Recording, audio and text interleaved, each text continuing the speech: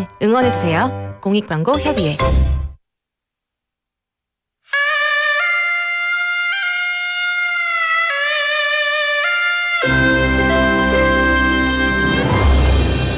The time is now 7 o'clock.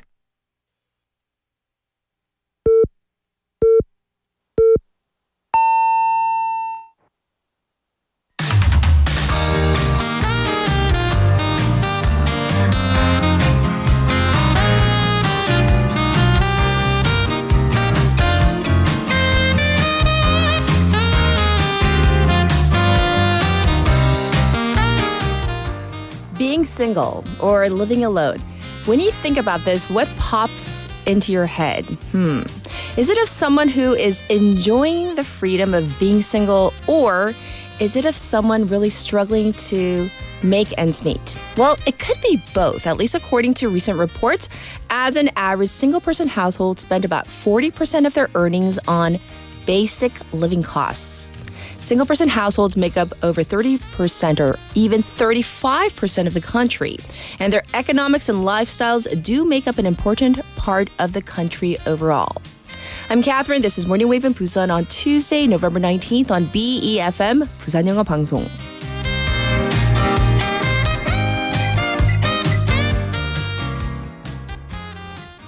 Good morning, Wavers. I hope you're all doing well, and welcome to our program. So this whole idea of single personhood, being single. And I'm not talking about, romantic relationships. Being a single person household or 1인 가구 make up over a third of the country and is the fastest growing demographic. So, what does this look like? Because I can't speak on their behalf. I'm not a part of this demographic. So let's take a look together. A domestic finance group recently released its report on single-person households for this year, looking at 2,000 people who lived alone and had financial independence between the ages of 25 and 59. So on average, these individuals made 3.15 million won. That's on average. But they spent about 40% or 1.28 million won on things like rent, food, and utilities. This is actually an increase of 2 points from about 2 years ago due to the rise in the cost of living. In terms of housing, about 45% paid rent or 월세, which saw an 8-point jump with 30% on long-term leases. Here in Korea, we call that 전세, and 22% who owned their own homes. Over half of these singles who lived in larger cities worked 2 or more jobs, with the biggest reason to create a rainy day fund. Here in Korea, we call that 비상자금. So financial stability seems to be a priority for these single-person households as they feel maybe this need to have financial security for, we call these days later years or maybe the golden years, as we are definitely living longer on average. So we're going to continue to tackle this issue for the next 2 hours. In the meantime, are you ready for our text topic? Here we go. So, when you were younger, where did you go for your school field trips? Here in Korea, it's a major thing, whether it's for elementary, middle, or high school. And do you have any adventurous stories from these trips? And even in the States, we go on, school field trips. They're usually day trips unless it's for a special club or, some really special occasion. We usually don't go on overnight trips because of liability issues. But anyhow, tell me about those school field trips. 나 때 수학여행은 어디로 가서 이거 너무 부러워요. 저는 이게 제일 부러워요. 한국에서 잘하지 않았잖아요. 그래서 수학여행 이야기 들으면 그게 제일 부럽고 그다음에 나의 수학여행 일탈 스토리. 이거 너무 재밌고요. 그다음에 재밌는 에피소드. 네, 꼭 보내주세요. Let me live vicariously through your, 수학여행. Where did you go? What did you do? All the fun stories. I want to hear about your bad stories. How bad were you? Send them into BFM's live stream live chat on YouTube. So go to the platform YouTube and search for BEFM or 부산영어방송. What you do is you can click on, of course, our channel and then subscribe, log in and chat with our waivers. Also, on your phone, pound 9050, shop 9050. That's going to cost you 100 won. You can also reach me for free through our Kakao Talk channel. Same thing there. Search for BEFM or 부산영어방송 and send in your messages. You can send in your photos as well. The ways you can listen to us and view us as well. 90.5, 103.3 FM if you're in the Busan area. And a lot of people do listen to us that way because you're commuting. Also, like I just said, we are streaming live on YouTube as we speak, but you can watch again. And, actually someone told me this yesterday. If they miss something, they like going, like kind of rewinding, going back and then re-listening to us and watching us on YouTube. You can do that. We have two apps. We have our BEFM app and we also are available on the Patbang app. Now, looking ahead to a morning together, it is Tuesday. We have Andrew coming in for Sports Insider and Bonnie with The Health. For our special interview, we're going to tackle an issue that is hot, hot, hot. Bitcoin. Why? Because it has hit record after record, especially after the election, the recent presidential election. So we're going to talk about why and the ramifications of this. So this is coming up in hour number 2 with our expert, and I'll be back with today's headlines.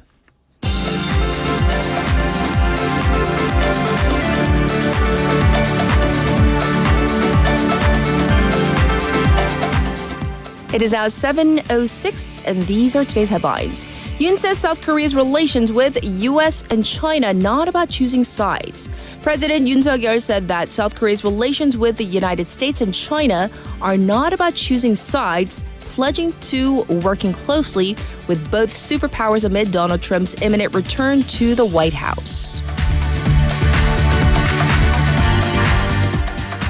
South Korea pledges $10 million in humanitarian aid to hunger crisis in Africa. President Yoon Suk-yeol announced a pledge of $10 million worth of humanitarian aid to address the hunger crisis in Africa at the Global Alliance Against Hunger and Poverty led by the G20.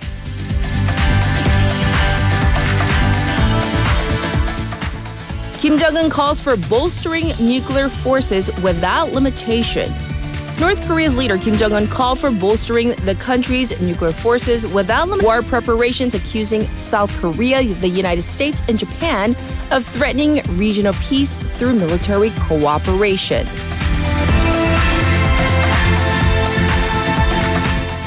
Seoul Metro Union votes in favor of strike. The members of the main labor union of Seoul Metro have voted in favor of launching a strike to demand higher pay and a bigger workforce. Russia vows response against Ukraine's use of U.S. long-range missiles. Russia has vowed an appropriate response if Ukraine uses U.S. long-range missiles to strike its territory after U.S. President Joe Biden gave the green light for Kyiv. And these are today's headlines.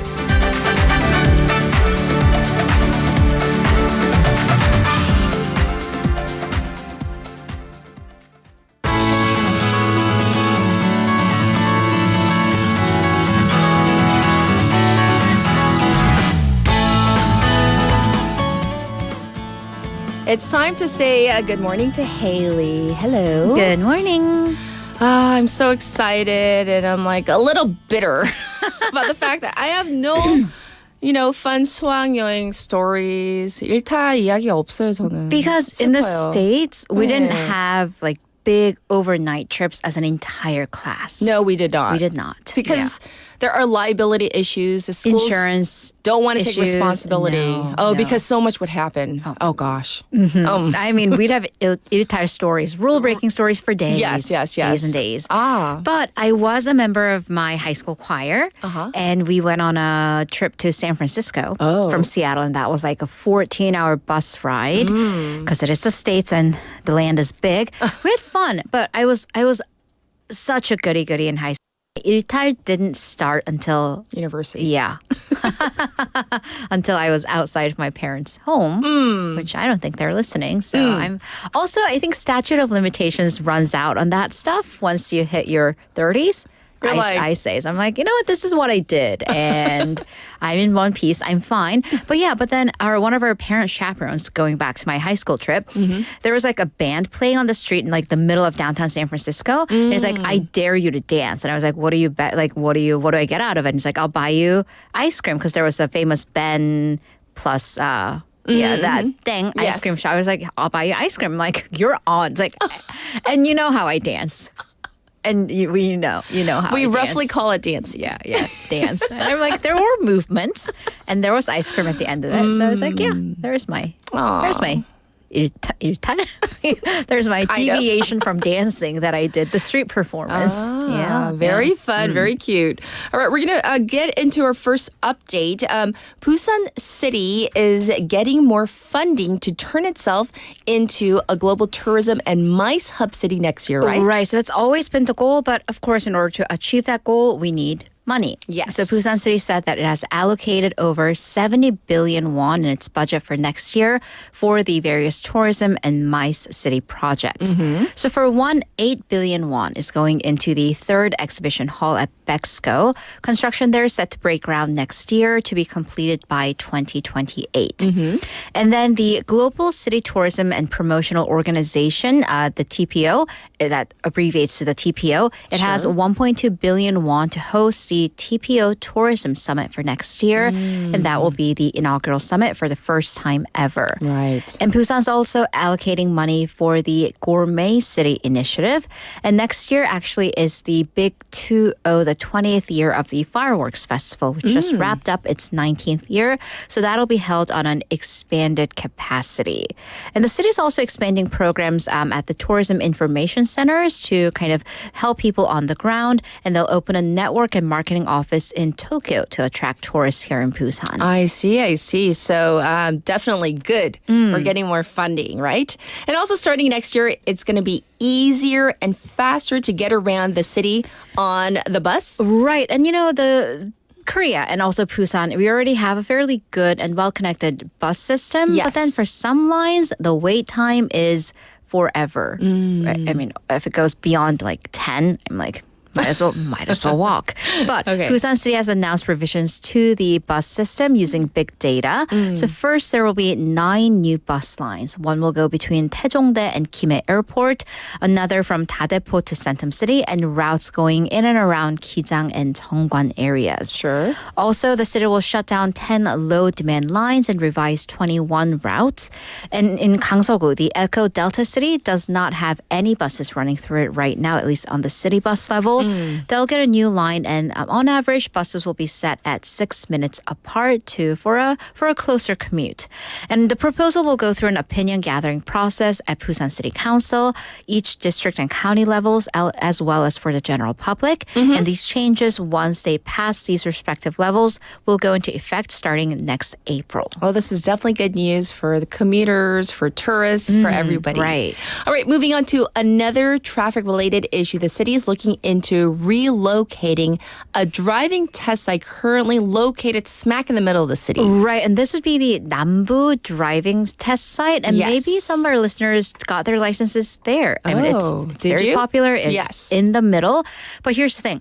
It's located in the middle of multiple large apartment complexes and 2 big universities. Yes. There's also traffic from the nearby ports coming through with huge cargo trucks. So not a good situation for both the drivers, usual drivers, and the drivers ed students. Yes. So this driving test site sits on this 13,000 square meters plot of land in the middle of Yongho-dong. It opened its doors back in 1990 when the area was just land. Not much housing development going on. But then since then, we've had multiple apartment complexes built in the following years. Now we have over 10,000 households living in the 500-meter vicinity. Sure. So the residents, therefore, have complained of noise, emissions, and concerns of car accidents. Unfortunately, they are inexperienced drivers. Right. And the site itself has been there for nearly 35 years. So it has problems with aging structures and infrastructure as well. So upon these complaints, Busan City is going to launch a contract research to come up with relocation plans. And where would it be moved to? Well, that's a problem. That's what the research will try to address because the city has yet to find an appropriate spot. Because for there to be a driving test site, Yes. there's a lot of criteria. So first, you need to have enough space. Sure. Second, to be accessible via public transportation because the customers don't have cars yet. 'Cause they or don't have a licenses. license, Exactly. yes. So, and then also have a good network of roads for practice space. That's So it needs true. to be in kind of prime real estate, but not so much of a prime real estate. There are apartments around. This is going to be tough. Which is like, so where is that in Busan? So the Right. city is also looking at, and then I guess any appropriate space would be too expensive. So Busan's looking into selling the current land for private entities to be able to cover the cost of the new land. I see. Well, here's hoping that they are able to find land Right. that meets all the criteria. Yeah, I good don't luck. know how. For our final story, though, we're going to get to this. The newly updated and improved 동백전 app gets highly popular. Right. So, of course, 동백전 is our city's local currency and the card, but it's not just your local currency. It's also turning itself into a public platform combining blockchain and AI technology. So, Busan City announced the first phase of the platform's technical advancements and revamping, and that'll go into effect on December 2nd. Sure. So, starting next month, the name of the app will change to officially 부산이즈굿 /동백전. And the features will include test programs for this volunteer bank where you can input volunteer points for checking in at various Pugi checkpoints. And there are several throughout the map's app the app's map. Yikes. Okay. And you can convert those points to 동백전 points you can use as cash.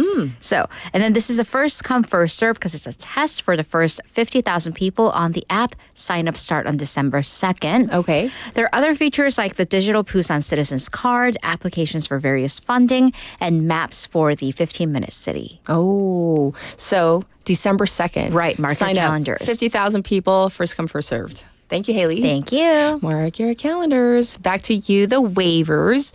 We're talking about 수학여행, school field trips today. I want to hear all about your trips. Let's get woggly because I'm going to have to live vicariously through you. But apparently, people like 장백기 waiver, 저의 수학여행은 기억이 안 나네요.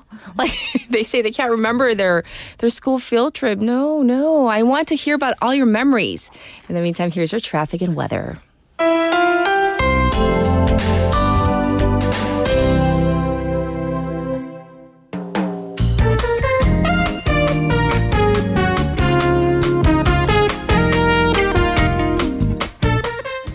It is 17 past the hour. Here's your traffic report. It is looking slow on the Dongso overpass from Hwangnyeom ramp to the old Gaegeum tollgate.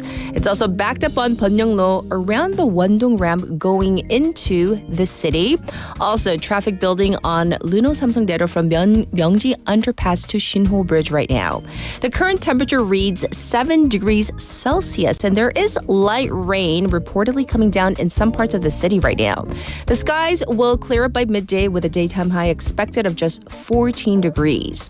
Looking at the weather nationwide, several Gyeonggi and Gangwon areas are seeing morning lows in the negative territory. Daytime highs will be between 9 degrees and 16 degrees Celsius. And light rain is forecast around the eastern part of the country. So please dress accordingly. And this was your traffic and weather.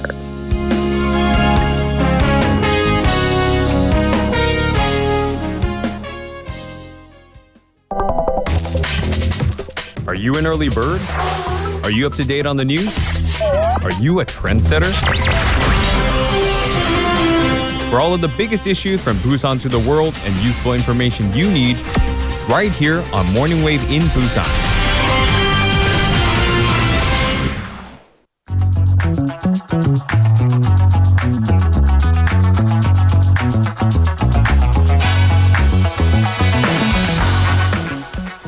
It is now time for News Digest. We're going to dive into our first story with Haley. So we have covered the Great Pacific Garbage Patch, this huge island of trash in the middle of the ocean. But apparently, South Korea is kind of this great contributor to this. Guilty as charged. So South Korea is the third biggest contributor to the Great Pacific Garbage Patch or 태평양 쓰레기섬. But in terms of the rate of increase, this 증가세 alone, South Korea, the very top of the list. So our garbage is growing. And this is according to the international nonprofit environment group Ocean Cleanup. Yes. 15% of the plastic garbage collected from 2015 to last year has been from South Korea. Once again, that's 15%. And Ocean Cleanups, they trace the source of the garbage from the discernible language that's on the plastic trash. Yes. However, the rate of increase is also really concerning. A 5% increase in 4 years, far above Japan and China. Those are number 1 and 2 countries at 1% rate of increase each. So what is in this giant pile of trash? Because some of you on our YouTube channel, you see the visual, but what's in there? I mean, what isn't, right? But then the number one contributor, everyday items, followed by fisheries. They are a giant contributor, nets and equipment, with food and beverage containers following in third place. I have a feeling that a lot of our garbage has to do with that as well. Yes. And by the way, this doesn't include undiscernible debris, so little pieces where you can't tell where this is from. So these are things that are intact.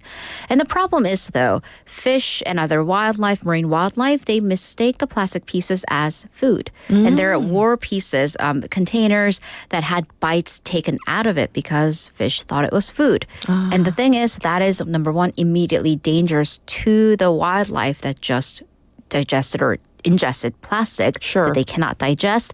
But then they will also make their way up the food chain and microplastic leach into the ocean. So they eventually hurt all of us. So it is a shame and also a really desperate call for action as Busan is going to be the host of the NIC Inc. 5, the Intergovernmental Panel, to come up with a binding agreement on plastic pollution. Yes. So we talked about that in conjunction with our special interview yesterday, right? The INC 5. Well, we're going to leave that story there for now. We're going to move on. Let's discuss the issue of the overuse of antibiotics here in South Korea. All right, so I'm gonna quiz you. Okay, and then our listeners as well. So and then it's a survey. When was the last time you were prescribed antibiotics? 항생제. So the last prescription for antibiotics. I have to say, my doctor is very stingy. That's good. Yes, because he always he lectures me. I love him though, but he lectures me and then he's like, so the last time I have to say was probably 3 months ago. And have you ever been diagnosed prescribed antibiotics for the common cold, for 감기? No. Okay, good. So your doctor doing a great job. Okay. Another quiz, listeners. Do antibiotics work against viruses? Isn't it no? Exactly. That's well what done. my doctor says. Well done. See, Dr. Kim. We all need to go to your doctor. Okay. All right. So that's the thing. Antibiotics work against bacterial That's what he says. infections. Yes. So that includes strep throat, skin infection, or a sinus infection. Okay. What antibiotics, 항생제, they do not work against viruses. That would include COVID, the flu, the common cold. Yes. Yes. So get that in. Because some people were like, why don't I get antibiotic prescriptions for COVID? I'm like, you're not supposed to. It can't. What he does is he has this machine in his office. He gives me he pricks my finger. Like a blood test? Blood test, like a simple blood test. And then he puts it into this machine. And then it gives him a readout. And then basically tells him whether it's a bacteria virus or or bacteria. or it's very high tech. I don't know the reading. He does. Well, of course, that's why he's the doctor. I'm not an MD, so. But yes. according to OECD's Yes. figures, South Korea does have an antibiotics prescription problem, an Yes. overprescription problem, 1.2 times that of the member nation's average. Oh. And actually, 30% of antibiotics prescribed by doctors have been for inappropriate usage, so for purposes not intended. Okay. And the problem with that is that it builds up your tolerance to antibiotics build up. That's called Yes. 내성. And that can actually hurt the patients who are immunocompromised or may have serious infections in the future. Right. And only about half of the general public, so non-doctors, said that antibiotics tolerance or resistance to 내성 was a serious problem. So we don't really know about this. Yes. And even under 70% of doctors, I believe that was like 69% of doctors, thought antibiotic resistance was a serious problem. Really? But then I'm like, what about, well, that makes sense. 30% of antibiotics usage was overprescription. So the math just adds up.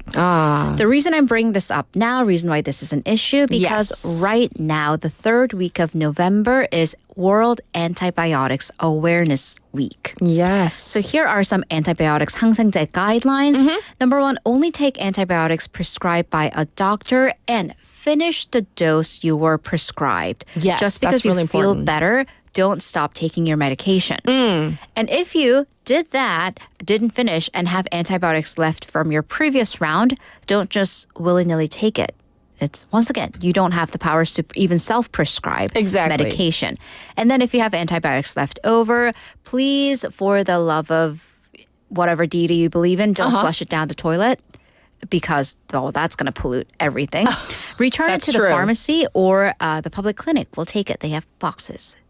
Oh, Yes. really? Yeah, they do. They do. Ah, that I didn't know because I just wrapped it, if there's I have a pile that I don't know what to do with or discarded have them. been too lazy to take into the pharmacy, but yeah. But usually, I I always finish my round of Right, antibiotics. right. But family members, you're listening. Tisk.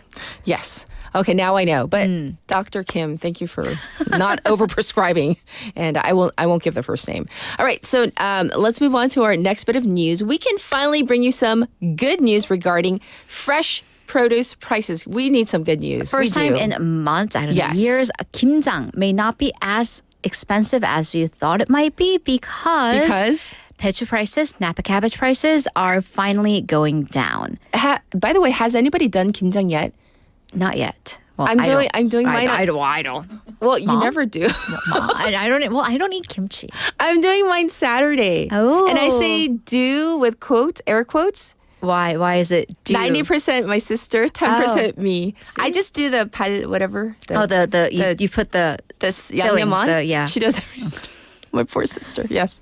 I taste test it. And I'm like, it's too salty. Yes. Well, once again, Napa cabbage, the supply is increasing because new fall crops are coming Yay. out finally. So we are seeing a significant drop in prices. So this is according to the Korea Agri-Fisheries and Trade Corporation. As of November 15th, the latest data, Yes. average retail prices for a head of Napa cabbage, 배추 한 포기, came to 3,257 won. That's down by about 60%. Oh my gosh. It Good is, news. however, about 20% more expensive than the same time last year, but it's still stabilizing significantly Yes. compared to September. What was it? We're looking at like almost 10,000 won, 10,000 won per head. It was like Painful.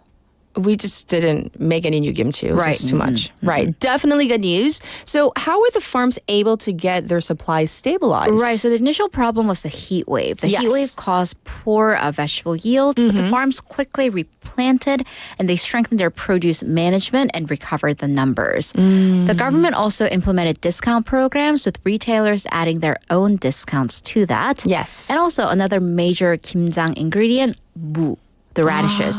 They have gone down in prices compared to the previous month by about 30%. Yes. So we're looking at about 2,500 won per radish, which is still kind of expensive compared to the previous years, but just looking at like the month by month comparison, we're okay. So overall price for a family of 4 for kimjang to last you the entire winter will come to 330,000 won, about 33만 won. If you shop all the ingredients at a traditional market, it's about 10% more expensive than last year. But still. Relatively, Yeah. I'm happy. I'm smiling. Not as bad. Yes. We're going to go to Brazil for our last story where the Group of 20 or G20 summit has kicked off, right? It has. So the 2-day G20 summit has kicked off in Rio de Janeiro. The motto this year, Building a Just World and a Sustainable Planet. 정의로운 세계와 지속 가능한 지구 구축. Okay. So the G20 in itself, it began and in essence is an economic body to stabilize the international finance market. But this year's attendees, it includes most of the heads of state for the G20 nations, including President Yoon Suk-yeol, host Brazilian President Luiz Inácio Lula da Silva, U.S. President Joe Biden, Chinese President Xi Jinping, Japan's Prime Minister Shigeru Ishiba, and so on. One notable absence is Russian President Vladimir Putin, who has long ago RSVP'd no and has sent his foreign minister Sergei Lavrov in his place. Sure. Other notable attendees is the representation from the African Union. For the first time ever, the African Union is attending as a group member, similar to the European Union. Right. Discussions here will focus on social inclusion as well as an effort to switch to sustainable energy. Members are also going to seek reform institutions of global governance like the International Monetary Fund, IMF, the World Bank, and the World Trade Organization. Yes. Also, the ongoing discussions are happening right now to have the final declaration include a message for peace over the war in Ukraine and instabilities in the Middle East, but that is a tall order. Well, if we can go back to the issue of the environment, though, Haley, some of the matters discussed at the COP29 Climate Summit in Azerbaijan will be finalized in Rio. Is that correct? Right. So the attendees of the COP29, the climate summit in Azerbaijan, they dealt with the task of having to come to an agreement for a climate fund. Okay. But we discussed this in our special interview, I believe, with Dr. Timmerman last week, because the actual heads of state, your president's prime minister, were not at COP20. Yes. Instead, they were initially in Peru for the APEC summit and now in Brazil. Yes. The final decision to whether to open their treasuries, their wallets for this climate fund, that rides on the presidents and prime ministers right now at the G20. Right. Other topics of discussion will be the global super rich tax. President Lula, the host, is a big proponent of this tax. So it basically seeks to counteract the super rich using these offshore bank accounts or 조세 회피처 to evade taxes, or at least evade paying for parts of their taxes. Yes. However, the U.S. not really on board. Argentina very much against it. Actually, the new incoming Argentine president is going to be an interesting figure to watch because he is very far right. He's a big supporter of Trump. Actually just came from Florida to congratulate Trump in person for his reelection. So they really haven't gotten around to the specific discussions. Yes. And lastly, member nations are going to discuss how to approach the new economic world order that's going to come in about 2 months under President-elect Donald Trump to focus on how to globalize and how to make these global institutions relevant in another 4 years of the America First protectionism. So a lot that is being discussed and being unfolded. We're going to cover what happens, of course, at the G20. In the meantime, we're going to thank you for the news. We'll check in with you in hour number 2. Thank you, Haley. See you in a bit. And with that, we are ready for our first song of the morning. So here it is, 금지된 사랑 by 김경호.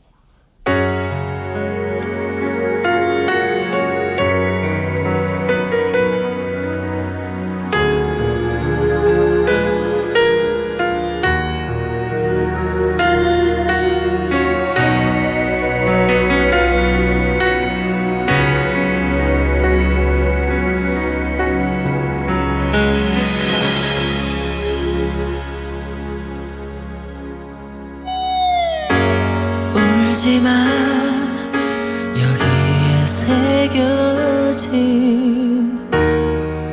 우리 이름을 봐 소중한 초대장이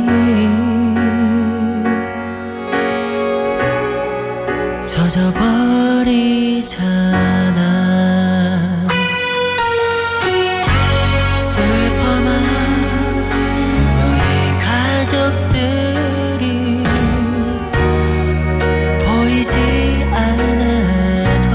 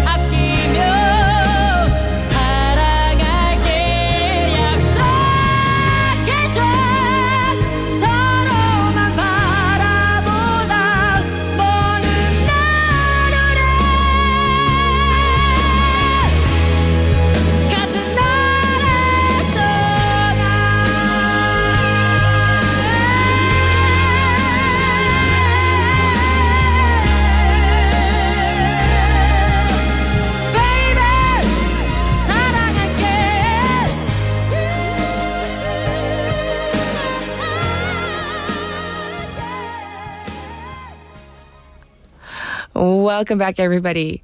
So who was singing along to that song? And did the veins on your neck come out as you were singing? Okay, so that was a good one. 고수 Waver says 저 혈압이 높아져서 병원 좀 부탁합니다. Yes. That's really high pitched for guys, right? Even for us females as well. Well, let's get back to our main story at hand. For now, our top story today is about single-person households. Overall, about 70% of these households were happy with living alone. 10명 중 7명은 현재 생활에 만족한다고 하는데요. 궁금합니다. Single persons out there 진짜 행복한가요? Like if you're living on your own, let me know, by the way. So let's look at the specifics. With women in their 20s and 30s showing the highest rate of satisfaction, followed by women in their 40s and 50s. But we're also going to look at the concerns that they have. So top concerns for women were economic stability, whereas men saw loneliness, 외로움, as their biggest concern. Well-being has many aspects, things like physical, mental, financial. These are all types of well-being. But in terms of their physical well-being and nourishment, because, on average, these individuals had 1.8 meals per day. And this is perhaps why, one of the common concerns was health. So it could do with the fact that over, half of these single-person households, began living alone involuntarily. So nearly 56% do plan on continuing to live alone. So they and the country, we're going to have to make sure that they're doing okay physically, emotionally, etc. So back to our text topic. Where did you go on your school field trip? Do you have any good stories about these trips? And so doing a quick scan of where you went. So Dotori Waver says, for elementary school, she apparently went to Seoul. For middle school, went to 설악산. And for high school, went to 제주도. 그러니까 저 이거 진짜 자꾸 삐진 부러워요. Like I didn't go on any overnight trips for my entire grade. There was none of that. I mean, just like little trips. So I'll talk more about these trips in just a little bit, but here's Kat's pick for right now.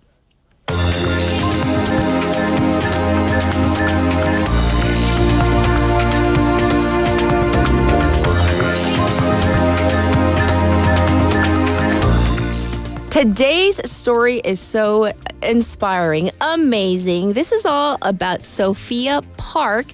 Here is a clip from Good Morning America.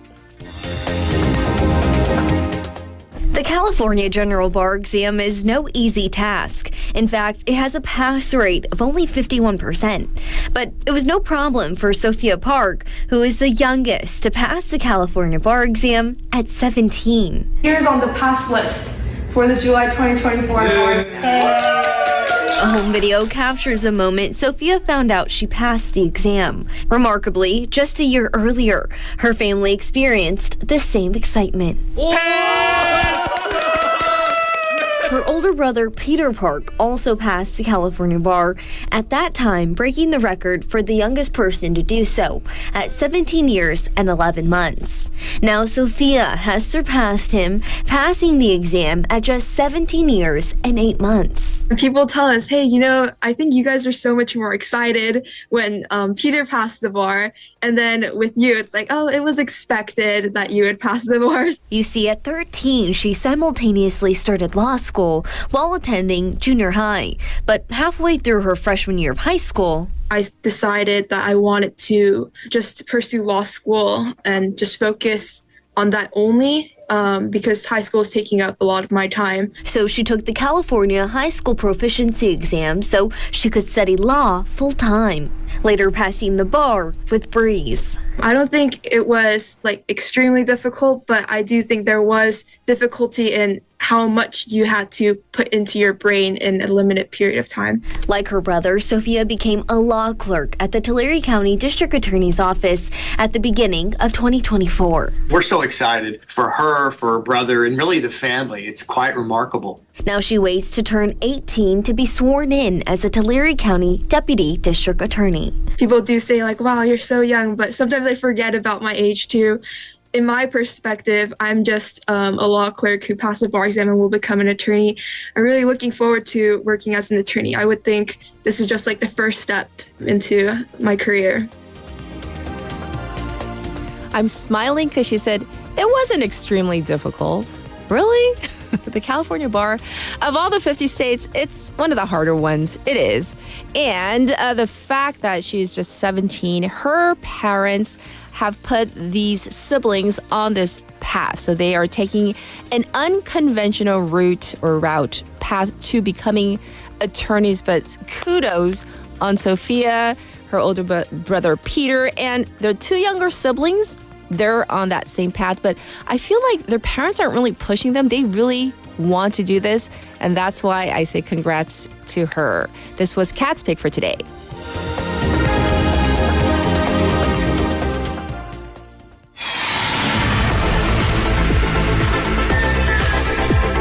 Stay tuned.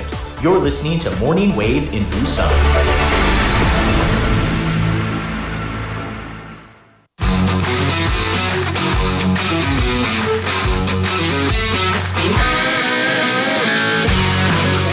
Are we dancing, Andrew? I don't know. Doing something. Feeling good. Yeah. Feeling it. Better than Haley. Just kidding. Whoa!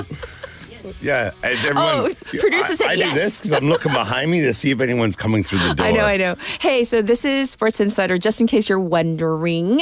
Yes. And this is Andre. Andre, yeah. For the month sure. of November. Yeah. Maybe it's we'll coming talk. in nicely, though. Yeah, it is. I'm looking. It's always nice to see it in different lighting. So yeah, it's the little upper lip push broom I want to have caterpillar. a hot dog. You remind me of mustard. Oh my goodness. Yeah, it is a little. I love it. Shout out to my cousin Allie for this gift. It was very well received. Thank you. Yes. All right. So, what do you have for us today? Yeah, we're going to kick off things here with a little baseball action. It's November. We're talking about baseball. It's a bit odd. Don't worry. It's not anything to do with the Lotte Giants. But it is something that's not really good. So we're going to talk about the Premier 12, which wrapped up yesterday. Well, I guess the opening round of the Premier 12, which is where it's going to stop for South Korea. Okay. South Korea wrapped up its campaign in the World Baseball and Softball Confederation Premier 12 with a 5-2 victory over Australia. Sounds great, but it was meaningless, I guess, because they were already eliminated from Group B, all right, which is kind of, I don't want to say lackluster, but it just wasn't great. So they had 3 wins and 2 losses, finishing in third place. Japan and Chinese Taipei advanced to the super round, having secured their spots by winning their games on Sunday. So I guess Korea, they needed Chinese Taipei to, lose, but then it would have came down to a head-to-head thing, and then they had already beaten Korea back on Wednesday. It was a big, I don't know. It was a, I don't know, maybe some people say they did very well against Australia because there was no pressure on them. But anyway, they did win to kind of close out the tournament. A couple of highlights here. Kim To-young of Kia, he's kind of like the MVP for South Korea for the tournament. Had 3 home runs in the tournament and drove in 4 runs. Also, starter Go Young-pyo, who pitched 2 or 3 2/3 shutout innings in that final game against Australia. I guess I'm grasping at straws here to find something that was really good for the team, but I guess kind of need to look forward. Okay. Yeah, it's kind of what we're looking at. So here. what went wrong this time around? Yeah, so a lot of people are questioning the player selection. Okay. I'm not. I kind of agree with this, and I'll tell you why in a second. So out of the 28-man roster, 18 players were under the age of 25. Now, a lot of people will be wondering, how's that the case? Korea has a lot of ball players, especially a lot of veterans and things like that. But the KBO here, they're looking for like a head to the 2026 World Baseball Classic. Sure. And then also the 2028 Summer Olympics. So they're not looking for the now because as much as this did mean something, Yes. they are seeing that those two tournaments mean More a little bit important. more. Yes. Which I agree with. And I think that maybe some of those players who have been on the team for a long time, they're there because of their name and not because of their playing merit at this point in time. Got it. Yes. Well, I get your point. From one national team to another, let's talk about the World Cup qualifying. We have another match coming up tonight, no? Yes, tonight. Now, I first just want to say quite a remarkable turnaround for South Korea.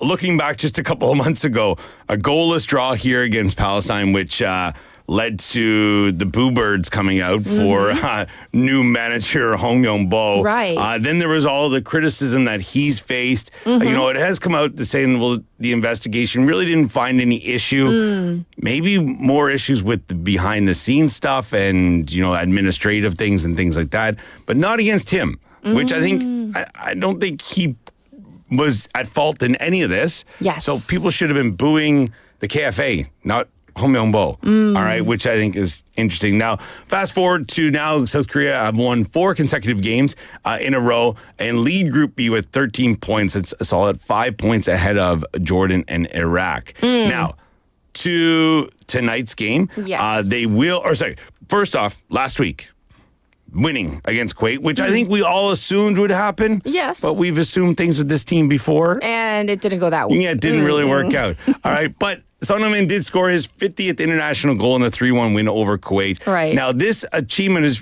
pretty amazing for Son. It does tie him for second place on the all-time scoring list for South Korea. He's only 8 behind Bundesliga star Cha Bong-gun. But he also, something else I think is pretty amazing too, he's only 7 games away from the record for all-time caps by a South Korean. Which means appearances for the national team. Yes. Which I think, scoring goals is great, but I think that's also pretty amazing as well. He's been called up that many times. He's participated that many times. Exactly. Right? So they do play Palestine again tonight. This will be held in Jordan. Obviously, it's not going to be held in Palestine for everything that's going on there at the present time. Now, this is crucial. They want to keep the win streak going. But I think if they can win this, they just put themselves that much closer to that World Cup berth. And I don't know, if they were to draw or lose this, I think it's going to just do away with everything that they had just completed, like having those four wins on the spin. I just think that win this, the next games they'll be at home. So I think it'll be much, much better.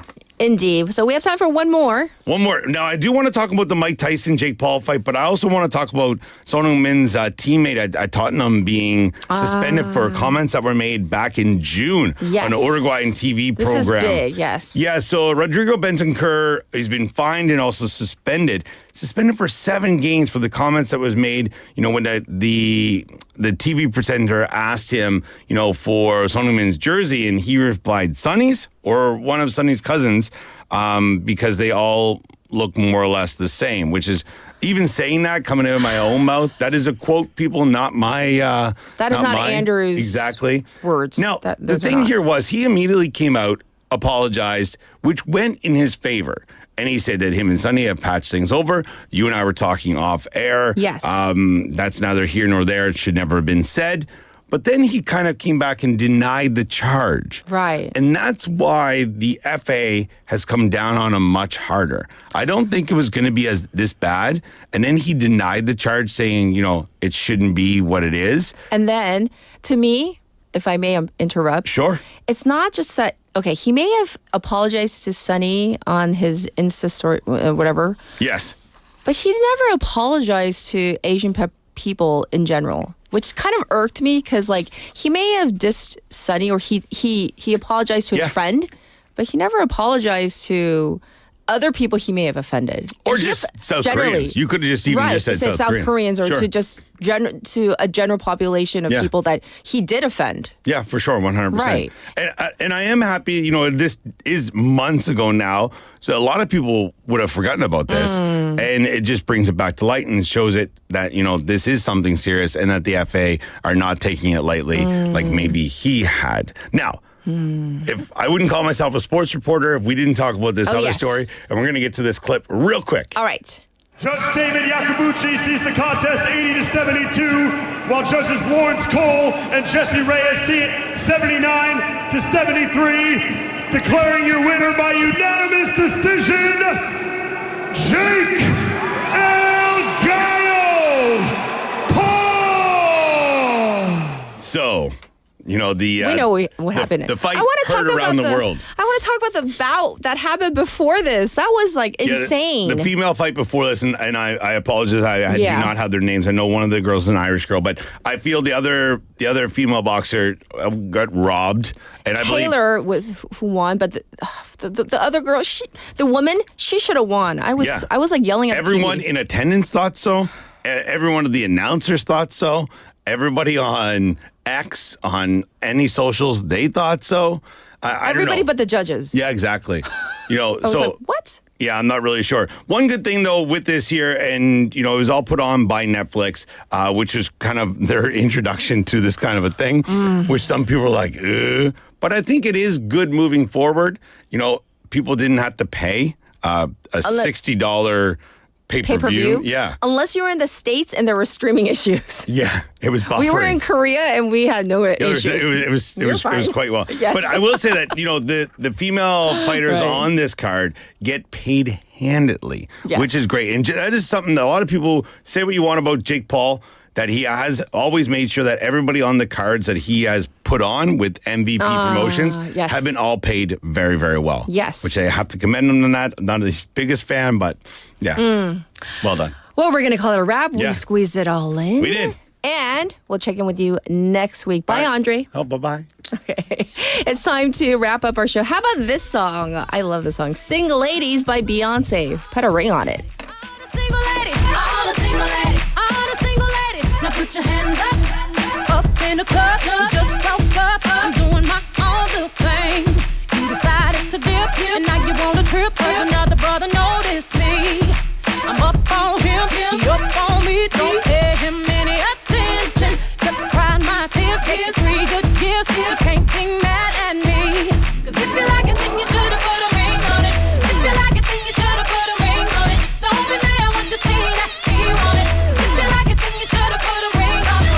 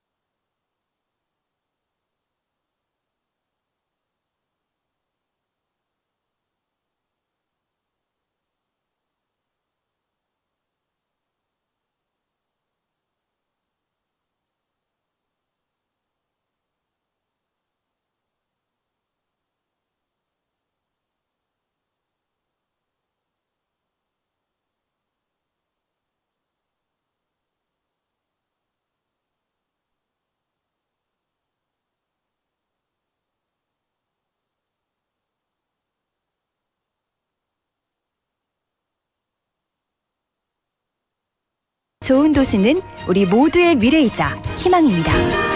이 캠페인은 어린이가 안전한 부산을 만드는 은행, B&K 부산은행과 함께합니다.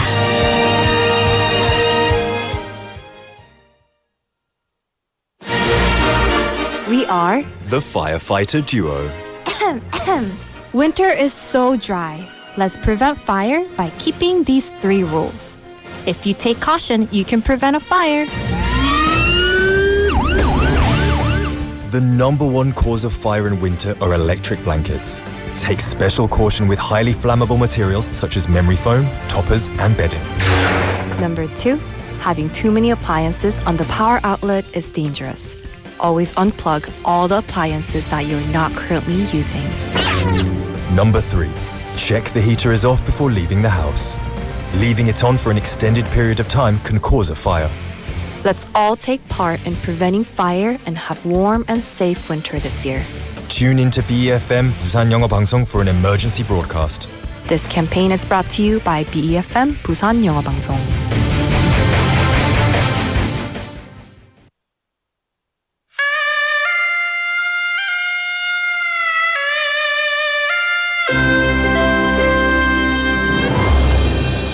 The time is now 8 o'clock.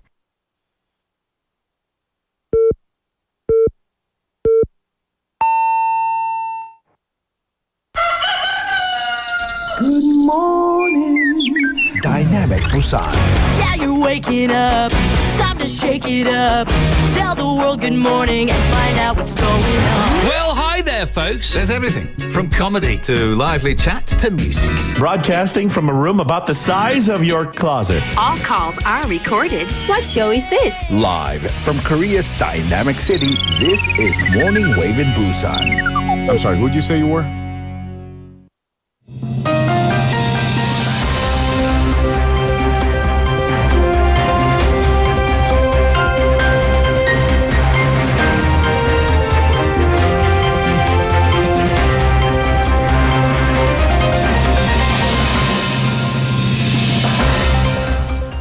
It is now 8 o'clock and this is news highlights. Yoon says South Korea's relations with U.S. and China not about choosing sides.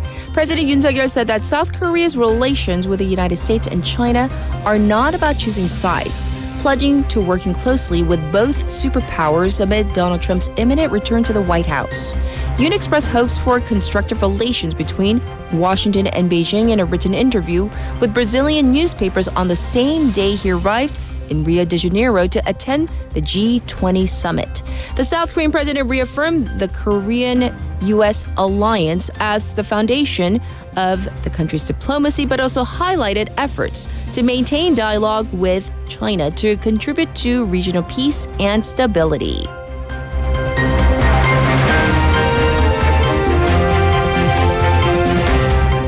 South Korea pledges $10 million in humanitarian aid to hunger crisis in Africa.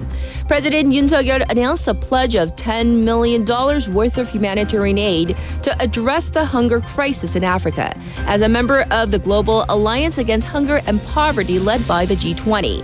He also unveiled a plan to increase food aid through the United Nations World Food Program from 100,000 tons to 150,000 tons next year.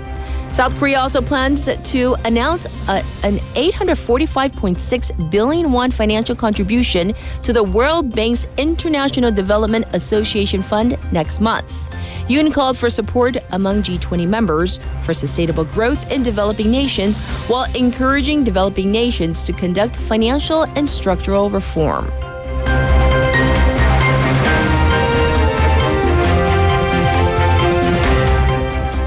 Kim Jong-un calls for bolstering nuclear forces without limitation. North Korea's leader Kim Jong-un called for bolstering the country's nuclear forces without limitation and completing war preparations, accusing South Korea, the United States, and Japan of threatening regional peace through military cooperation. Kim made the remarks at a conference of battalion commanders of the Korean People's Army on Friday, where he also stressed the need to bolster nuclear forces to deter war and stage a preemptive attack in case of emergency. Following these comments, Pyongyang also sent trash balloons towards South Korea yesterday for the first time in 3 weeks, containing leaflets critical of Seoul's government.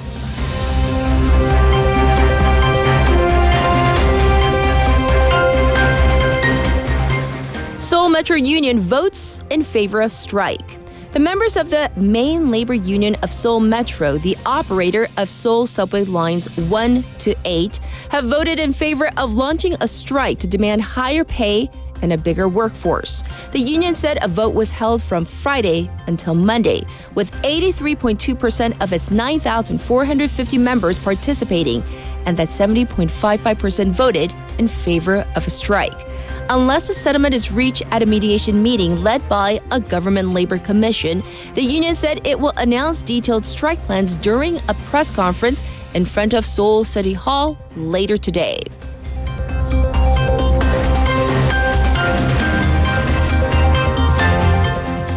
Russia vows response against Ukraine's use of U.S. long-range missiles.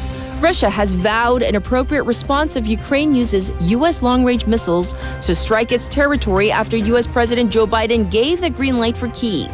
A Russian lawmaker warned that Biden is risking the outbreak of a third world war through this decision to allow Ukraine to deploy ATACMS rockets capable of hitting targets up to 300 kilometers away.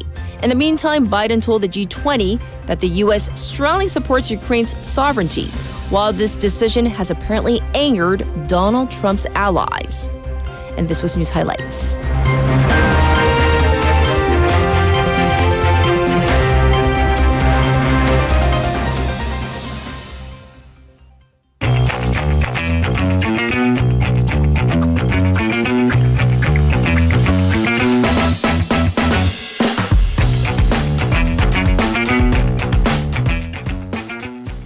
It's that time for Issue Waggle Waggle. We have Haley back in the studio. Hello. Before we start, I do want to tell our radio listeners that if you hop on over to our YouTube, especially if you're a Korean, I do give like spoilers and summaries in Korean. 여러분, 저희가 와글와글과 뉴다제와 스페셜 인터뷰는 즉각 번역본을 제공합니다. Only on Morning Wave in Busan. Or only here. Only here. Round of applause. Self round of applause. Pat on the back. 서 작가님. Also, I try to do like at least quick summaries for our segments. Yes. But I will not do them for sports because I don't get it. Because it requires me getting it and I just don't. 스포츠는 조금 힘들대요. 네, 그러니까 타자, 투수 누구? 이건 누구예요? Who's the guy with the bat? 타자, 투수. Yes. Who's the, yeah, anyway. So that whole thing, it's like 조금 힘들대요. 많이 힘들어요. Okay, so let's get to our first story. We're going to start with this story of a business that should not be in front of a daycare center. Or any. Let me really? just okay. throw that out What there. Is this? What is this? Because the police busted a large-scale prostitution ring. Prostitution ring. What is that in Korean? 성매매. Yeah, operating at a building right in front of a daycare center. 어린이집 앞에서요? 어린이집 앞에 거대 성매매. Yeah, that. So this is in Daegu. It was in Daegu. Daegu Seobu police said that they busted this ring. Yes. Caught 2 people operating the ring. The individuals hired female sex workers and sold their services for about a year. So this happened for a year, working out of a 3rd floor of a commercial building in Namgu in the city of Daegu. Okay. So the 2 allegedly made some 350 million won in criminal profit, 3억 5천만 원, which in 1 year. Which is just baffling, which the court has, thankfully, they've frozen the assets pending the ruling. They're all about 60 Johns, as we say, customers, all men. They've been passed on to the prosecution for rendering these services. Apparently, their ages vary between their 20s and 60s. 6 female employees have also been booked as well. So this was apparently a very detailed operation and took the police about 9 months to bust. Why? If they're operating in broad daylight in front of a very open, in an open area. Sure. Well, the operators, they took online reservations and apparently did thorough vetting to not get caught, including having the potential customers send in their pay stubs, 월급명세서. to like make sure that they can pay, that they have a job. I know. Wait, slow down. So people, I'm just saying. Oh, wait, one more thing. And also their IDs. So people were willing to send in their real ID, number one. And your their pay stub, like which has your work information. Where I work for sex That's services. a high price to pay for sex. That. Yes. And also when the customer came, the operators use CCTVs to check the identification. So presumably they had to hold up their IDs to the cameras, say, this is me. That is a lot to do. I mean, I'm in shock right now. Things that people will do will always baffle me. But here's the thing, though. Ironically, this thoroughness is what wound up helping the police once they got into the ring because, well, these people had nice ledgers of identification and work information. Very detailed. Very detailed. Records. Exactly. Here's where you can find me between working hours and here's where you can find me after work. Oh, goodness. Which I'm like, guys, come on. And we can say guys because these were all males. the 60 guys. Right. Come on. Yeah, so that's what's happened. We're speechless. You know, we try not to judge, but okay. This is another story of improper behavior of a sexual nature, which happened during G-Star right here in Busan. Yeah, What so happened? Busan's Haeundae police, they apprehended a middle school boy. Middle school boy? For what? illegally filming Morka, a female streamer.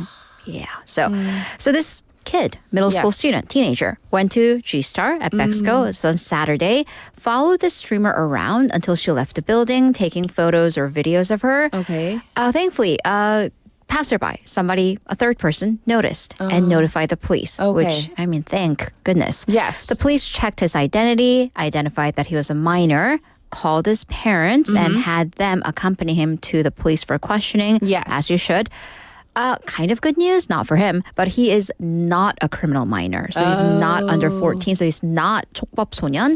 So he can and will be prosecuted as an adult. Ooh. Yeah. So the police are also investigating the case. They have confiscated his he's turned in his cell phone. So they're doing digital forensics on the phone to make sure that there aren't photos or videos of other victims. Right. Yeah.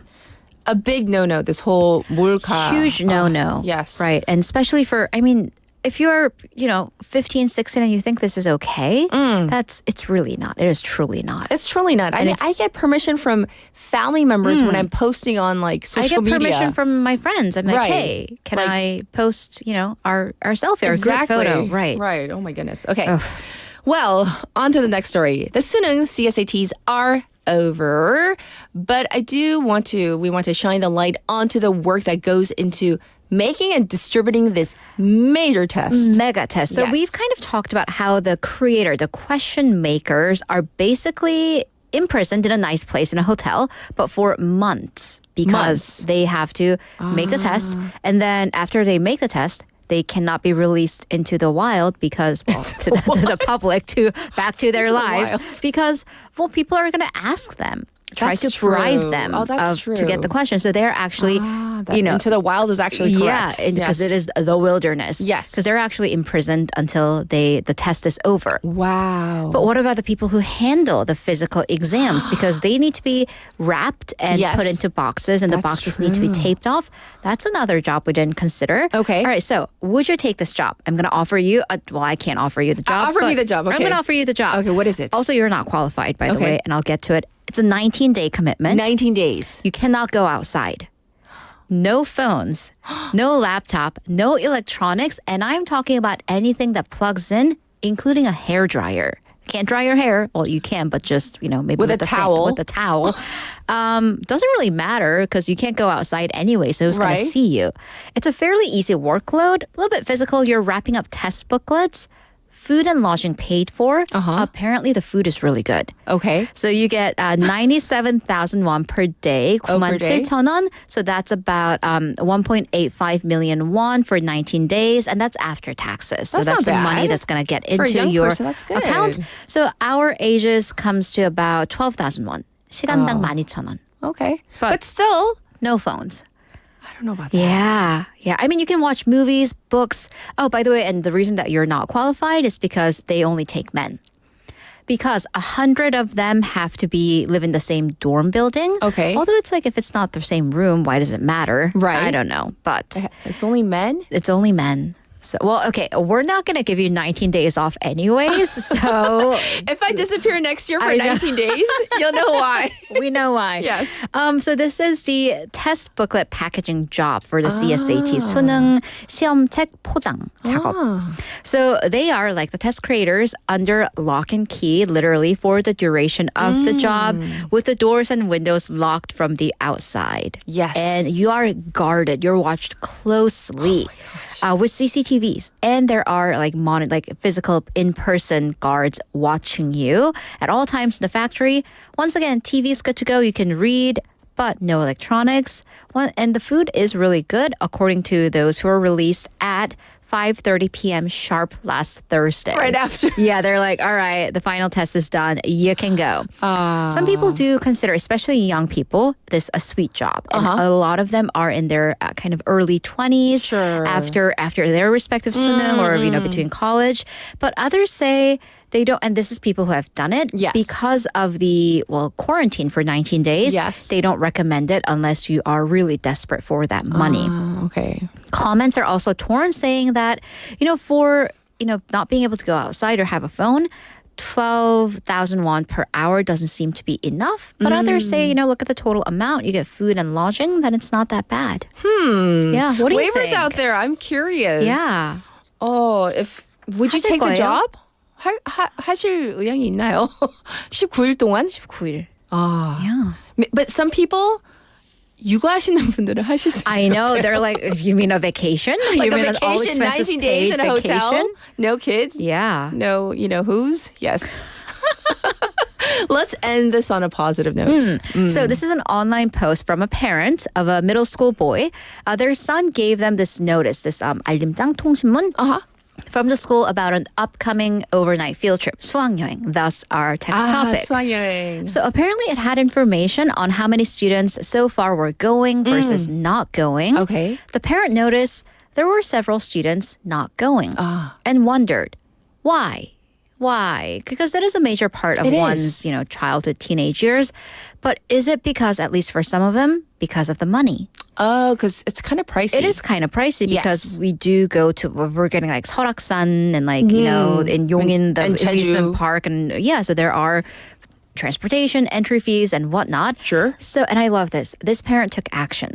They called the school's administrative office and asked, hey, if there are any students who are not going on the trip because of the money, no, I'd like to pay for them. Really? Yeah, so let me know. So this was still like weeks away. Okay. And then the parent didn't hear anything for several weeks. So they were like, all right, thank goodness. So no one is not going because it's not they for can't financial pay. reasons, right? But then exactly a week before the trip, the school called and said that, hey, there are some students who have not deposited the money yet. And because schools have this information, right, and these students are on basic welfare. 기초생활수급자. So the parents said, no questions, done, immediately wired the money. And you do see the text message exchange between the parent and the school. And they do ask that the parent please send the exact amount, like down to the 10won, the 10 won, because for administrative reasons, for public purposes, you can't overpay them. Because the books need to match. So they said, can you please, we don't want to like overburden you, but can you please make sure that it is to the cent, the penny? Yes. And they did. And they said, I don't want the students to know who paid for them. And the parent just posted it anonymously on an online community site. They said that they were glad they did this, but were also a little bit bitter because the writer felt that these days parents only value their own kids. Which, you take care of your child, but also, your child is a part of a community and he or she learns from others around them and hope that taxes would go to a good use. And said that the kids make lasting memories on the trip and the parent didn't want the kids to miss out on it at least because of the money. Sure. Because, unfortunately, money is a problem, but it is one of the easiest problems to fix if you have people who are generous. Yeah. Right. So the comments really, really appreciated this story, saying that it has inspired them to do the same if they can, that this is like true, kind of true patronage. And then sponsorship, and that karma will reward him or her and the entire family. Story. Yeah. I love that story and the fact that, they want her to remain anonymous. Right. Because, that's the whole point, right? Doesn't stop us from complimenting them. I love that story. And it can get quite expensive, especially like when you get to high school. Right, right. It can get expensive. Well, thank you for ending on such a positive note because we started off. We horribly. So yeah, full circle. Yes. Terrible adults too, but there are still good people. Yes. Yeah. Well, we'll check in with you tomorrow. Thank you so much, Haley. Bye-bye. It's time for your traffic update.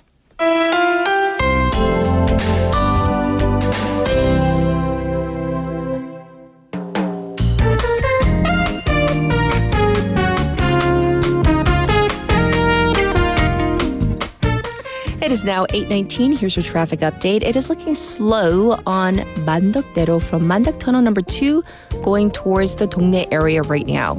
Also, it is backed up on Byeongno between the Wondong ramp and Mangmi, but that's backed up in both directions right now.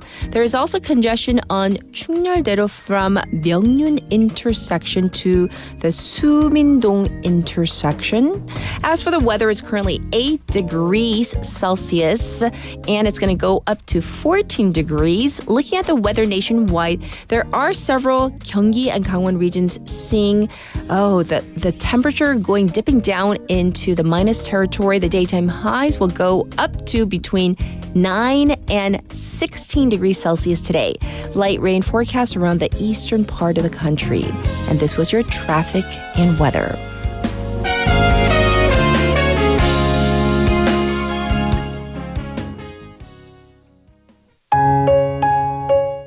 How about this song? This is 여행 by 볼빨간 사춘기.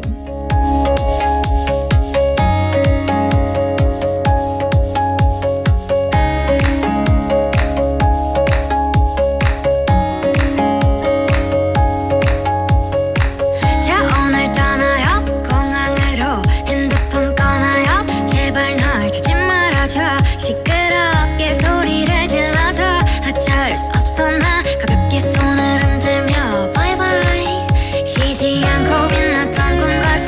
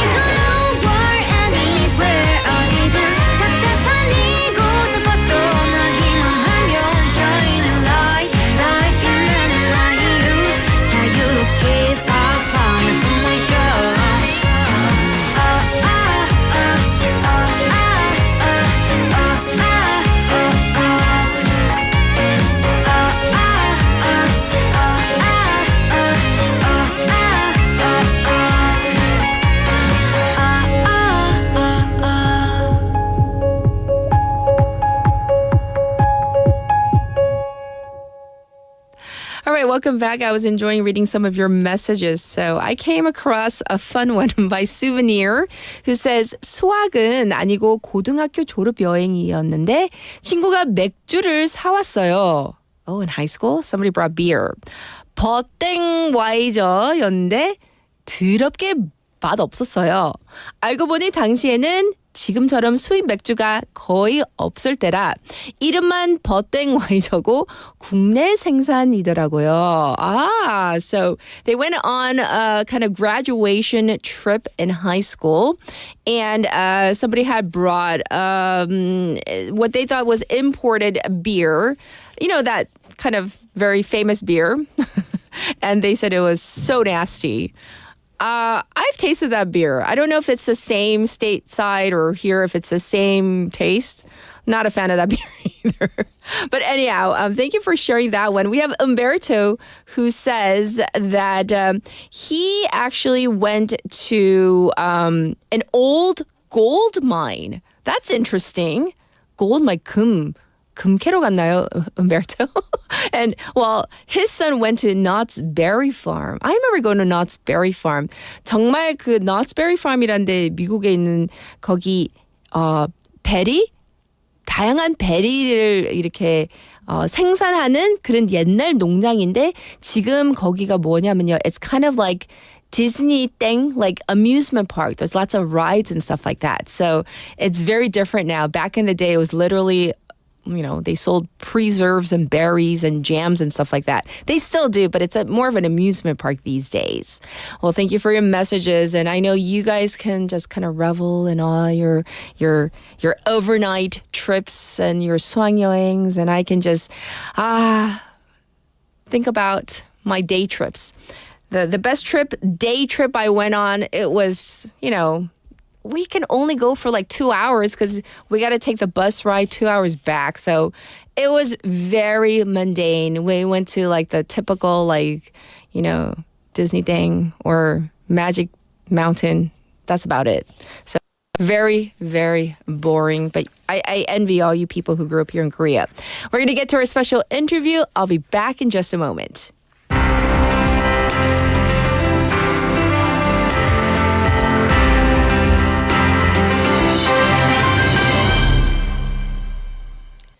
Bitcoin has been making waves all across the world, like literally, and in the headlines.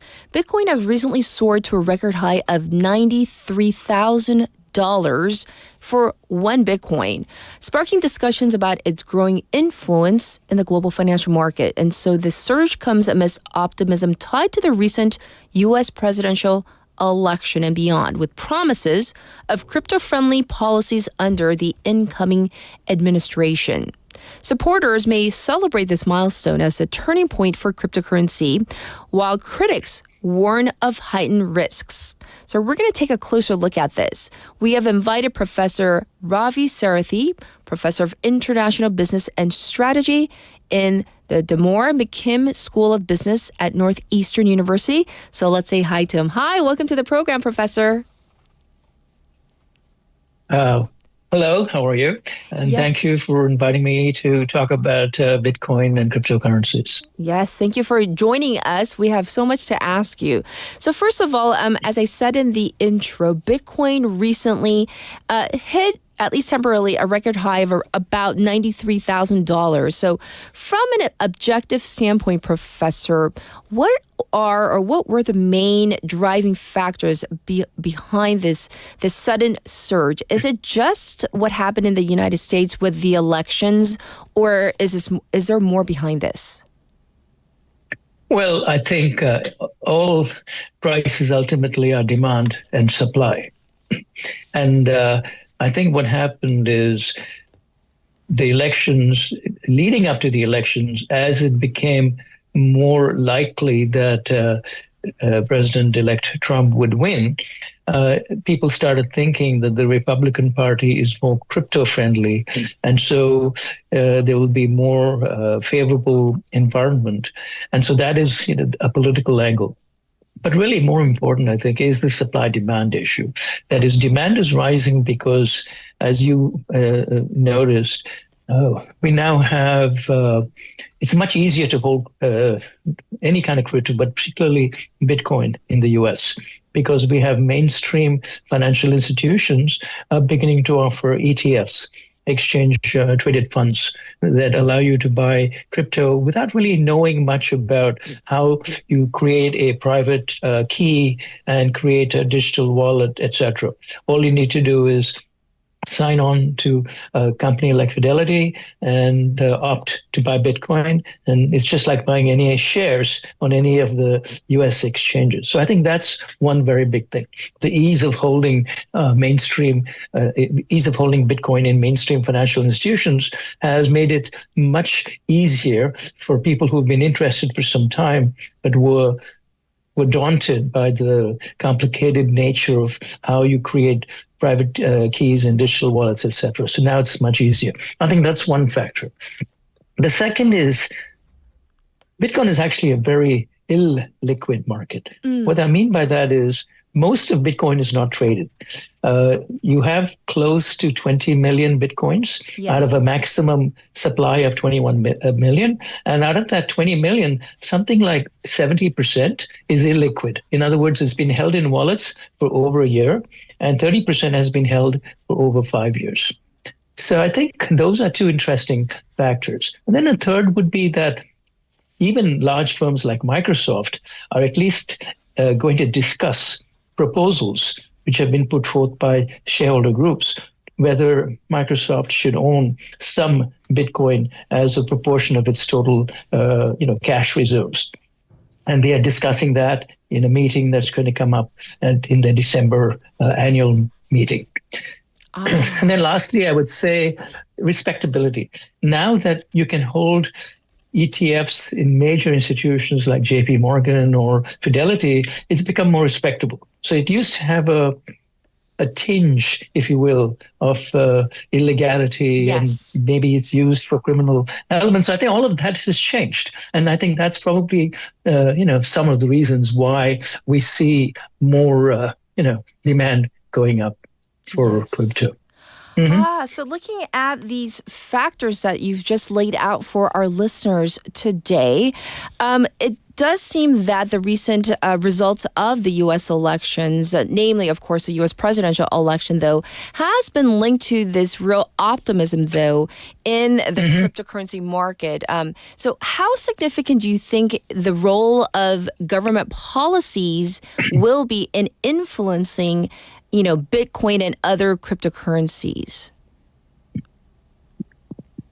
I'll start off by talking about taxation, because most people, when they buy any kind of financial instrument, they hope to make money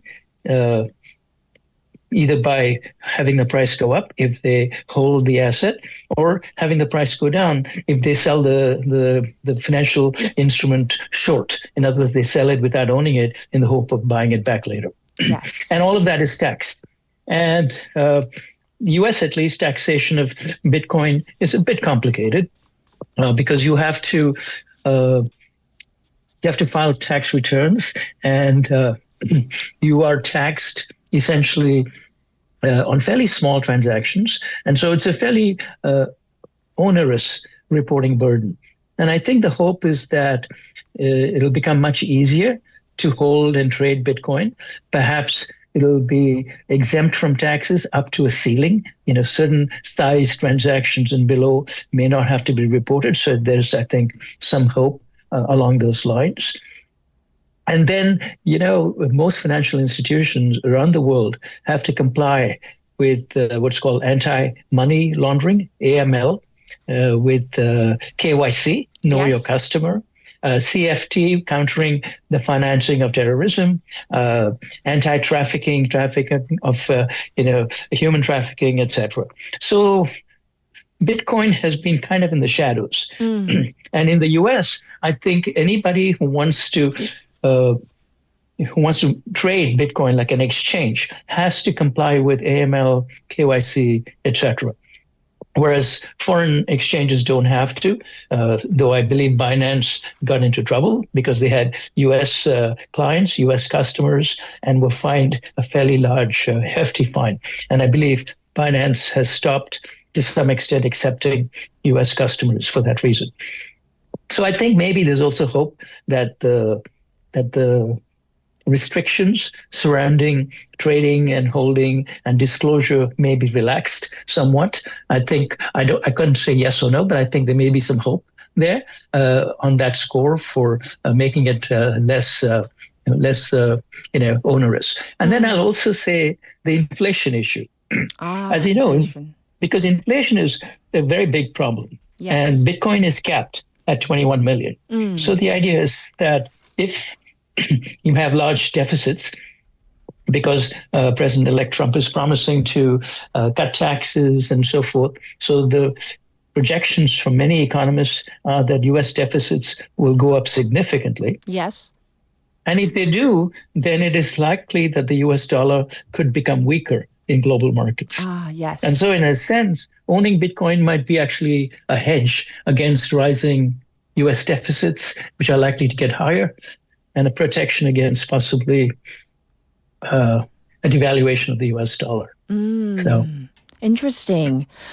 So as we kind of digest that bit of insight from you, Professor, I'm also curious about how the other cryptocurrencies are doing, because in the headlines, we read about Bitcoin, especially here in Korea. But what about the other cryptocurrencies as well? For example, Dogecoin or Ethereum. Are they also kind of riding the coattails of Bitcoin, or are they doing something else? Can you tell us? Well, Ethereum is the second most popular cryptocurrency after Bitcoin. Ethereum is interesting because it was designed for business applications. And as you know, Ethereum has smart contracts built in so that you can link Ethereum to a contract so that you can develop a business agreement and have a contract tied to the exchange of Ethereum. And if the contract conditions are met, then the contract gets executed automatically and the exchange of Bitcoin, in this case Ethereum, would take place. And secondly, Ethereum, because it's so widely used in business type transactions, is also used as payment for what's called gas. Gas is the trading charge for, when you buy and sell shares on an exchange, there's a small fee that you have to pay for the expenses of running the exchange and commission. Similarly, when you buy and sell or trade cryptocurrencies, you have to pay a fee, and that's generally denominated in Ethereum. So if the volume of digital currency trading goes up, then the usage of Ethereum is likely to go up simply as a means of payment of the gas. So I think that might be driving up demand for Ethereum. And then the other thing is what's called DeFi, decentralized finance, which are ways that you can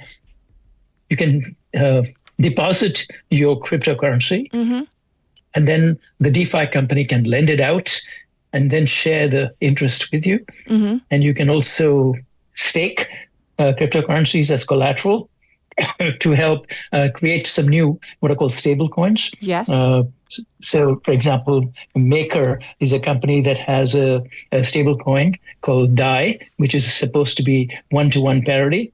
And that is pretty much based on staking cryptocurrency, which is locked up in wallets, used as collateral. And then a certain proportion of that, let's say 60% of your total collateral that you've deposited will be converted into stable coins and then be available for lending and so forth. So I think that's another big possibility. That as more cryptocurrency become mainstream, I think more people will become aware of this DeFi possibility. And so I think then that also becomes a virtuous cycle because it'll build up more demand for trading in Ethereum and in various other currencies. Right.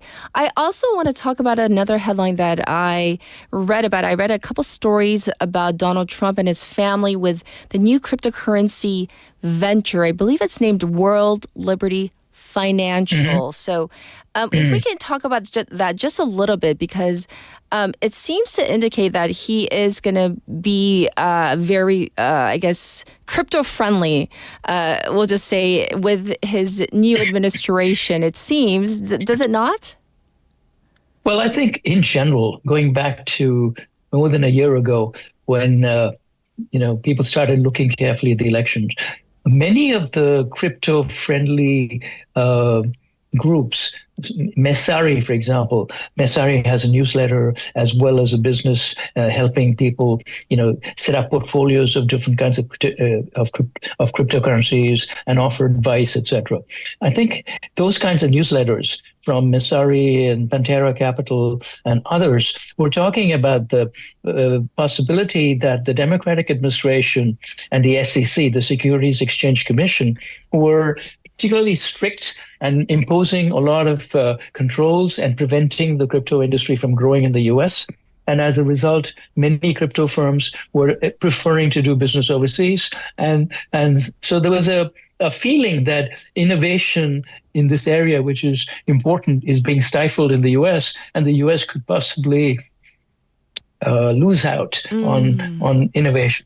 And so I think it's not only President Trump possibly, but many people who are on the Republican side who felt that it would be better to relax the regulation of the crypto industry, because that would give a chance for more U.S. companies based in the U.S. to start competing and develop all kinds of interesting new applications for this relatively new industry, but technologically fairly complex industry. Yes. And for our final wrap-up question for you today, Professor, because there might be listeners who are, swayed by the headlines, and because, when you see headlines like Bitcoin hitting $93,000, what safeguards or strategies are out there, available for people who are investors who might be seeing this and should not be swept up in this type of headlines?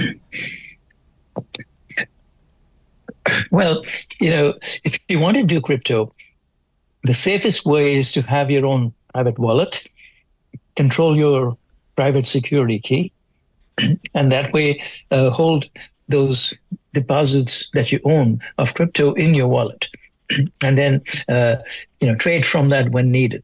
Of course, it's a little bit more cumbersome because each time you want to trade, you have to use a utility like MetaMask to be able to interact with your wallet and sign into the wallet with your private key, make a transfer of the necessary amount either into or out of the wallet. Because it's a little bit cumbersome, a lot of people prefer to have centralized storage. In other words, you go to a big exchange and you buy and sell crypto, but you ask them to hold a wallet on your behalf, just like most stocks and bonds, right? You have a broker, you have an account with them. Now, the thing is, most of the regulations surrounding financial institutions make a very clear separation from the person who does the brokerage, in other words, takes your order, the market maker, who's the one who determines the price by looking at all of the orders. Then you have the custody, the person who actually holds all this, right? And then you have the settlement. So those are four functions that are usually separated in well-run, well-regulated financial institutions. Sure. And the question will be, if crypto takes off and as it becomes more and more mainstream, right, will protection for investors be created to parallel these kinds of controls so that the scandal like FTX, which happened about a year and a half ago, right, which really happened because they were co-mingling funds. They were mixing up customer funds with their own funds, and then they were using them in somewhat speculative investments, and they got into trouble because they couldn't pay back their customer funds. So I think that kind of regulation and investor protection is needed, regardless of whether we're talking about traditional finance or digital currencies and crypto finance. Well, thank you so much for schooling us on what has been happening as of late with Bitcoin. Thanks for joining us today, Professor. We do appreciate your time and expertise. Thank you for having me. Bye-bye now. Everybody, this was Professor Ravi Sarathy, and we talked about Bitcoin hitting this record high. This was our special interview.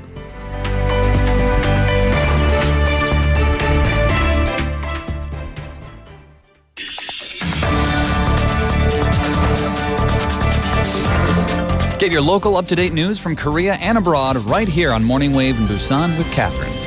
Stay tuned.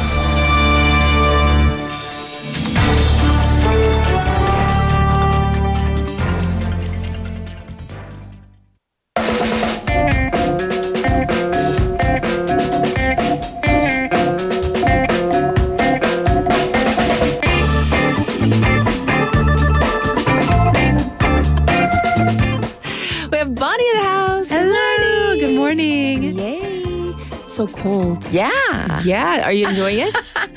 A little bit when I'm cozy inside. Yeah.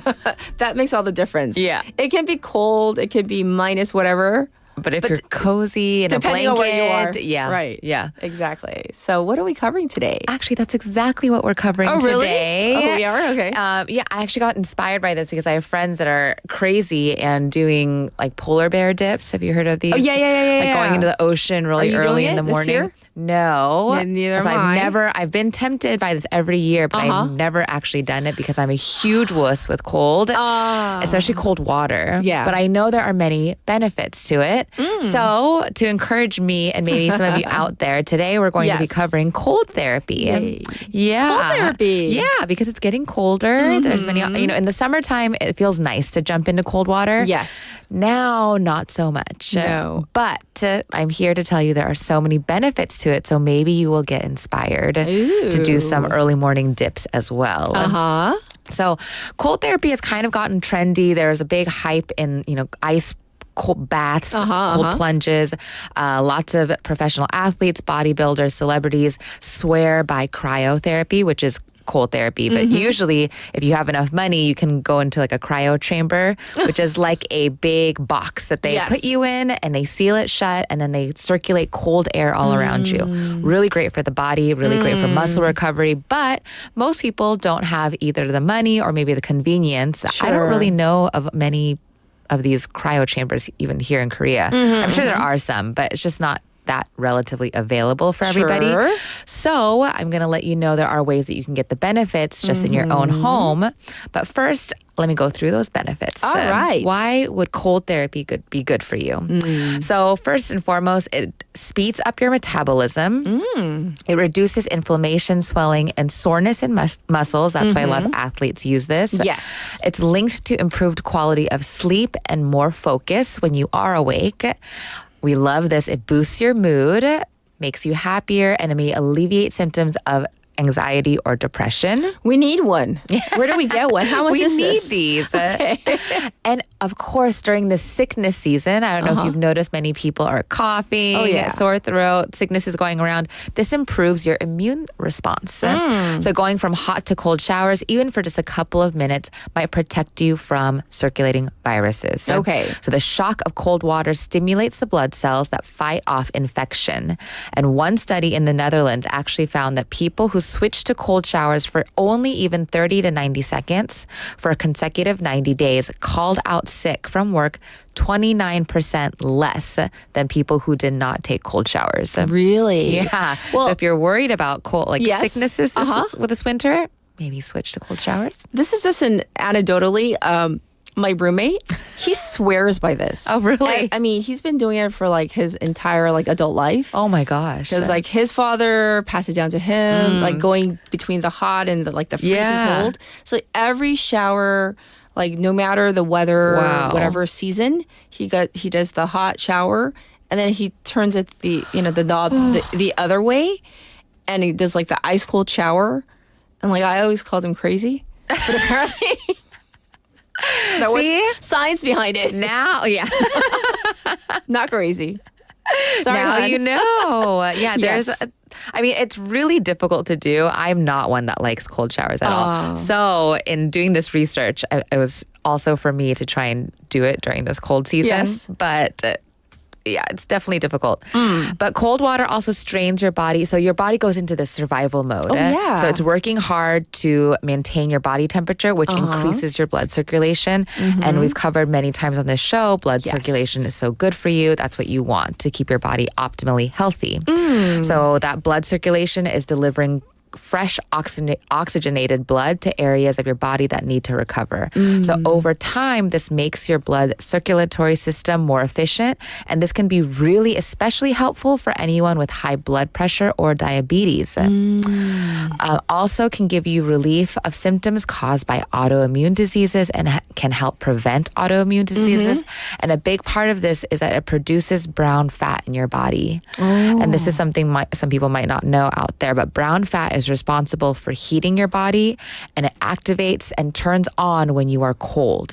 Okay. So the brown fat in your body produces heat by breaking down sugar in your body and also breaks down molecules of fat. So this brown fat helps you to actually burn calories, helps to maintain your body temperature, and produces and stores energy and helps control your blood sugar levels. Really? Yes. We have two extreme responses. Dana M says, Bonnie, normally I would be so fascinated and happy to learn anything you bring, but I'm not convinced with the cold therapy so far. Cold therapy. And then Leslie, I end my showers with cold water. So like two extremes. Well, let me tell you. Okay, there's more. Okay. Right? This might change your mind. Okay. So a study published by Nature magazine reported that cold-induced brown fat activation, what we just talked about, reduces tumor growth in multiple cancers. So patients in colder degrees saw an 80% reduction in tumor growth after 20 days, and patients had a higher survival rate. So really, really great for optimal health. When you're getting older, you're more worried about these diseases, and especially cancers and things like that. So this can actually help prevent those things. And if you have some sort of infection or disease in your body, can hopefully reduce it a little bit. This is something that we can all do. Yes. Like every day. Yeah. Like we don't have to... We can't, I can't. I'll speak for myself. I can't afford a cryo chamber. Right? Yes, most of us cannot. I can do this. I hate admitting when my hun is right. Well, because it's not something easy to do. I know it's something that you can do it every day easily, but it takes a little bit of willpower and strength. So far, like I've bought the gua sha. I've been doing it. Maybe that's why some people have been commenting like, oh, you look a little younger. I don't know. I'm just saying, that could be why. But I've been doing the gua sha. I've been doing the smiling thing. The cold shower I can do. Why is my producer laughing at me? Maybe if we do it with a smile on our face, we learn this. Smiling. It'll make you happy. So if you smile while you're jumping in the cold water, maybe it'll make it less painful. But I mean, cold showers is great. And I've covered this before in the show too, but alternating from the hot and the cold. Yes. There is kind of like a system to it. So from UCLA Health, they recommended you do hot shower for 3 minutes, followed by a cold shower for 1 minute, and you keep repeating that system 3 times. And that really will pump your blood circulating through your body, and it will kind of rev up that metabolic rate. 1 minute of the ice cold shower. And end on the cold shower. I try to do this when I actually first go in the shower, is to put the cold, because the water's cold anyways. Right. So I don't want to waste it. So I just kind of grin and bear it in the beginning. But switching back and forth. And also, if you don't like the I always say, doing it fast, when people go in, jjimjilbangs, and they're like going really slow, and they're like, oh, it's so painful. Just do it fast. You got to just jump in. And maybe this is why people like doing the cold plunges in the ocean. Right. You just have to run and just dunk your whole body in. And it helps to do it above the heart. So if you're only dipping your feet into cold water, you're not going to be getting the full benefits. So you want to fully submerge your body and above the heart, like up to your neck. So if you can do that for about 60 seconds. I mean, start off slow too. If you're not someone that can do this, easily, start with just 10 seconds. Then build your way up to 20, maybe 30 seconds, and then you can go for the minute, 2 minute, 3 minute. I have a message for you from Tommy. Oh no. Smiling in the cold water shower, tapping. He's obsessed with the your tapping. Breath. Do your breathing. Smiling. Right? And, maybe before, you can do the dry brushing. Do all of it. You gotta do all of it as much as you can. If you can do as much of this as you can, you will be happier and healthier than if you don't do it. No, for real. No, pick and choose what you can. Like, I don't do everything, Bonnie. I mean, I try, but like the ones that I feel like I can do, like I do. I try to incorporate as much as I can. So I think that's the beauty of Bonnie's segment. Yeah, and I also want to say if you are someone that has any heart conditions or any issues with your circulatory system, check with your doctor first. Oh, yes. But for the most part, and do your own research. I bring these topics to you guys so you guys can pick. You said what works for you, what doesn't. But this, I think, is really easily attainable, a cold shower. And also, we live in Korea. There are many saunas and great spas around here that have the cold baths. So next time you are there, don't avoid the cold baths. Go into the cold baths. I know it might be difficult, but it's so good for your system. Your body will thank you. It's a little bit of pain to endure, but for a lifelongness of health. So just think that little minute of pain is going to increase your health for a long time forward. All right. So we're going to end it on that positive note. Yes, this segment is called The Health, not the cult of Bonnie. No, we're all followers. We're all followers of Bonnie, of The Health. But we're going to end it on that happy note. But thank you so much. You're welcome. Enjoy the cold, everybody. Yes. So that's how much we love Bonnie, everybody. Thank you so much to you, the waivers, for tuning in and for chiming in, because that shows that you're enjoying our program. We're going to end it on this one. How could we not resist? Ice Ice Baby by Vanilla Ice. See you tomorrow. Bye. Let's kick it. Ice, ice, baby. Ice, ice, baby. All right, stop. Collaborate and listen. Ice is back with my brand new invention. Something grabs a hold of me tightly. Flow like a harpoon daily and nightly. Will it ever stop? Yo, I don't know. Turn off the lights and I'll glow. To the extreme, I rock a mic like a vandal. Light up a stage and wax a chump like a candle. Dance, crush a speaker that booms. I'm killing your brain like a poisonous mushroom. Deadly, when I play a dope melody. Anything less than the best is a felony. Love it or leave it, you better gain weight. You better hit bullseye, the kid don't play. If there was a problem, yo, I'll solve it. Check out the hook while my DJ revolves it. Ice, ice, baby.